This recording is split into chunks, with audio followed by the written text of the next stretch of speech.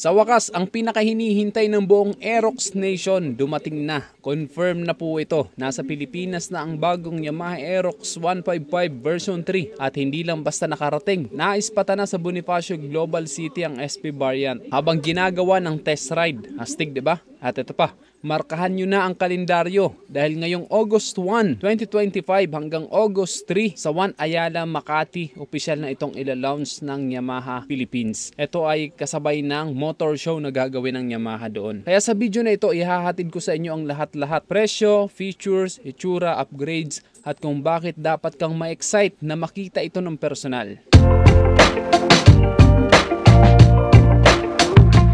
Bago tayo sumabak sa detalye, saglit nating balikan ang kasaysayan. Ang Yamaha Aerox 155 ay matagal ng hari ng sporty scooter segment dito sa Pilipinas. Mula version 1 hanggang version 2, minahal ito ng mga Pinoy riders dahil sa kombinasyon ng forma, bilis at premium feel. Lahat ng klase ng rider, mapabaguhan man o long-time enthusiast ay naakit sa Aerox. At ngayong 2025, mas pinaganda, mas pinaastig at mas pinahusay ang makina at mga bagong features nitong Yamaha Aerox 155 version 3. Kaya kung dating version 2 pa lang ay love na ng mga tao, paano pa kaya ito? At ito na nga, nakunan sa BGC ang isang test unit ng bagong Aerox version 3 SP variant. Una mong mapapansin, mas agresibo, mas astig. Ito pa lang sa gilid mapapansin natin nakalagay ang SP. Mas slick ang design, ang bodyline mas matatalas, mas matikas. Parang may dalang mini R series bike. Kaya mapapansin natin mas inimprove ang disenyo ng motor na ito. At kitang-kita, meron itong sub-tank dito sa kanyang suspension sa likuran. Ilang mga motovloggers na ang nag-react at halos isa lang ang sinasabi. Iba ang dating ng bagong Yamaha Aerox 155 version 3 ngayon. Parang big bike na nakasuot ng scooter frame. At dahil tinitest ride na ito dito sa BGC, kaya ito na talaga ang disenyo ng Aerox. Final version na po ang nakikita natin. At ngayong kumpirmadong nandito na ito sa Pilipinas, ito naman ang kumpirmadong presyo mula sa Yamaha Philippines. Ang standard variant ay nagkakahalaga ng 125,900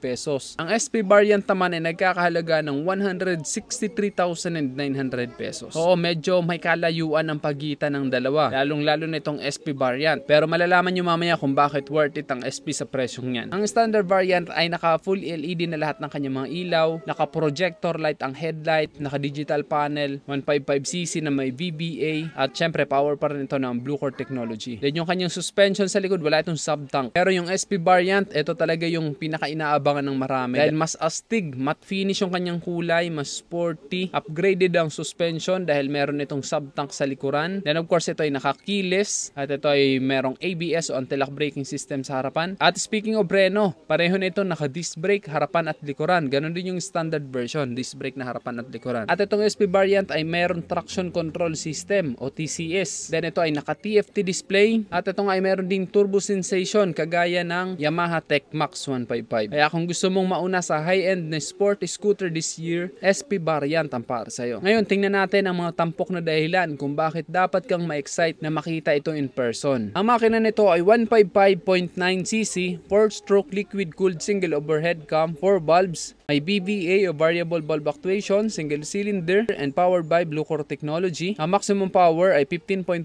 PS at 8,000 RPM with a maximum torque of 14.2 Nm at 8,000 RPM. And of course, ito ay fuel injected pa rin. Ang mga gulong nito ay malalapad, 110/80/14 sa harapan at 140/70/14 sa likuran. At lahat ng mga ilaw nito ay naka-LED na. At ito nga ang dapat nyong abangan. August 1 hanggang August 3, 2025 sa One Ayala, Makati, official Yamaha Aerox version 3 launch. Kasabayan ng motor show, magkakaroon ng grand reveal at test unit at nandun lahat naka-display ang mga motor ng Yamaha. Meron mga live demos at syempre test ride para sa mga bisita. Kung gusto mong makita mismo ang SP variant sa personal, sakyan, i-feel ang bagong upuan, marinig ang tunog ng makina, pumunta ka na. Maganda rin itong pagkakataon para magtanong sa Yamaha team, makipag-network sa ibang riders at syempre baka may early bird discount para sa mga bibili on the spot. Hindi natin alam. Kaya kung interesado ka, pumunta ka ng maaga, magdala ng camera at ihanda ang sarili para sa isang motor na siguradong magbabago sa standard ng sporty scooter dito sa Pilipinas. At dito na natin tatapusin to. Ako si Rosgo TV. Ride safe always and God bless.